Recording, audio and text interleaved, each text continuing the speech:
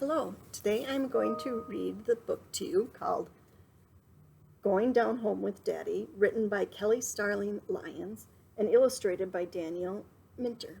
This is one of the books that we are reading for the Star of the North program. So if you're doing with us, make sure you listen to both the story and look at the pictures, because you are going to, at the end, judge the book on whether you like the story and whether you like the pictures. So here we go. Going Down Home with Daddy.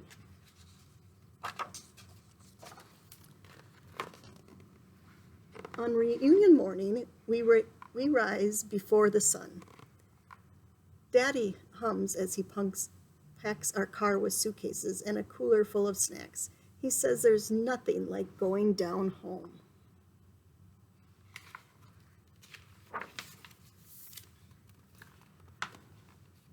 We leave when the sky is still dark with sleep. So Sis closes her eyes, but mine stay wide open. I watch as we drive from city streets to flowing highways under a sweep of sparkling stars. Lil Alan, Mama says after a while, you better catch some Z's while you can. I try to rest, but can't stop smiling. Soon I'll get to see my great-grandma Granny and hang out with my cousins.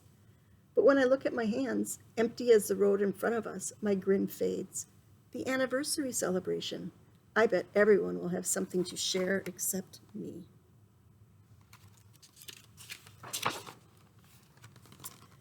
I doze off in a cloud of worry and wake to sunbeams tickling my face.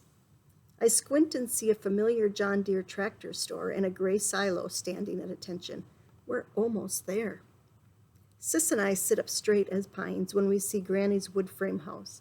She's right where we left her after last year's reunion, scattering corn for her chickens like tiny bits of gold. There she is, shouts Sis. Granny spreads her arms wide and wraps us both inside. My, she says, and showers our cheeks with peppermint kisses. I missed you so. All afternoon, a parade of family comes home. Grandma Loretta and Grandpa James, aunts and uncles, and more cousins than I can count. Got a head just like your daddy, Uncle Jay teases me. Daddy's eyes twinkle. Now I know you're not talking about heads. Can't take them anywhere, Grandma Loretta says, laughing.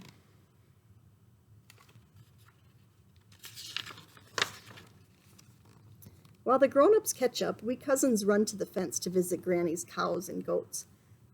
You doing something for the celebration? Isaiah asks Sis. Singing Granny's favorite song. His eye is on the sparrow, she says. How about you? Reading Mother to Son by Langston Hughes. I made a scrapbook in Granny's favorite color, blue, Devin says. You got something, little Alan? I kick a stone and my eyes start to burn. Ready for a tractor ride? She asks, saving me from having to answer.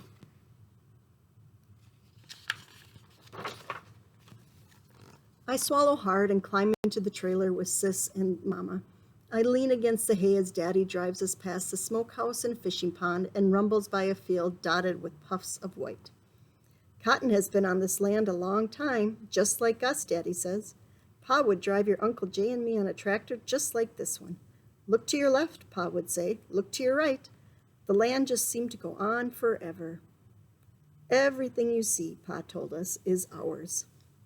I think about what Daddy said and sit up tall. Pa is gone, but this is our time to come together and remember.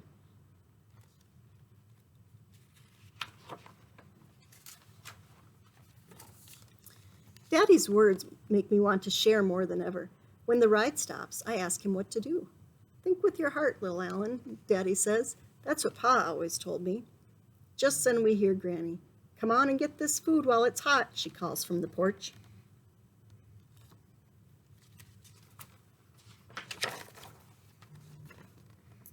We dash inside. The dining room overflows with love-made dishes. Smoked turkey, collards, mac and cheese, okra and tomatoes, and biscuits oozing with maha jelly, just the way Daddy likes. Hand in hand, we create a ring inside the house Pa built for Granny.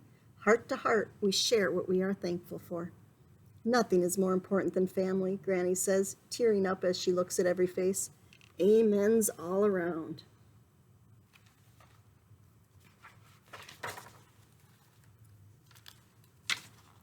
On Sunday, I feel sick. Not a fever and sneezing sick, but a wish I had more time sick.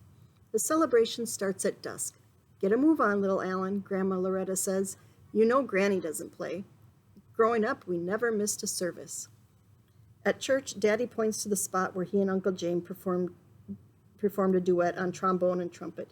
My hands were shaking so much I could barely play, Daddy says. But then I saw Granny smiling. My jitters went away. I wonder if looking at Granny will help me. But when our eyes meet, all I can think about is being the only kid with nothing to say.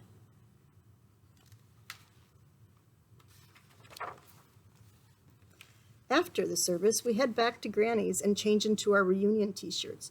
Generations of our family smile from every wall. Mama, Sis, and I peer at black and white pictures of Pa and Granny. Their eyes, brave and bold, remind me of Daddy's. You have their eyes too, Mama says. That's when it comes to me.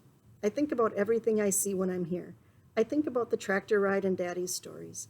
I think about walking in Pa's and Granny's footsteps, in those of our people and native people long before. I think and collect treasures from our land. I lift my head to the sun.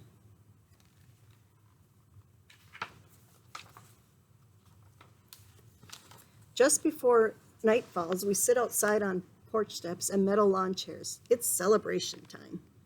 Our people were stolen from Africa and shipped to this continent in chains, Daddy says, but no one could lock away their dreams. They dreamed on this land during slavery. They dreamed on this land as they made a way out of no way and fought Jim Crow. 75 years ago, a farmer and a teacher bought this land, Daddy gazes at Granny. And look at us now. One after another, cousins offer their tributes. Sis's song makes Granny's eyes shine. Isaiah's poem gets everyone nodding. Then I step forward.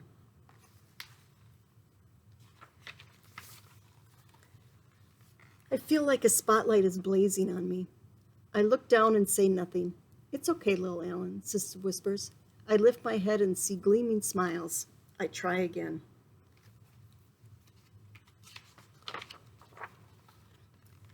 Cotton for the quilts Granny made to keep her children warm, I say, holding a white cloud in my fingers. A pecan for the trees Pa planted and all of the kids love to climb. I pinch dirt and let it rain to the ground. And earth for land that's ours as far as we can see. Fireflies wink and a whirl in a carnival around us. That's all right, I hear Granny say. Daddy flashes a thumbs up.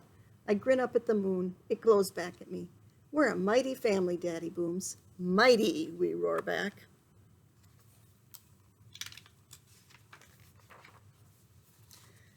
Then we try to make the night stretch on forever. As grown-ups slap cards and checkers against tables, we cousins dig through old trunks and laugh until our hearts explode with joy. Too soon our goodbye morning comes. We hug all the way to the door. Then we climb into our car and watch Granny and her house shrink and disappear.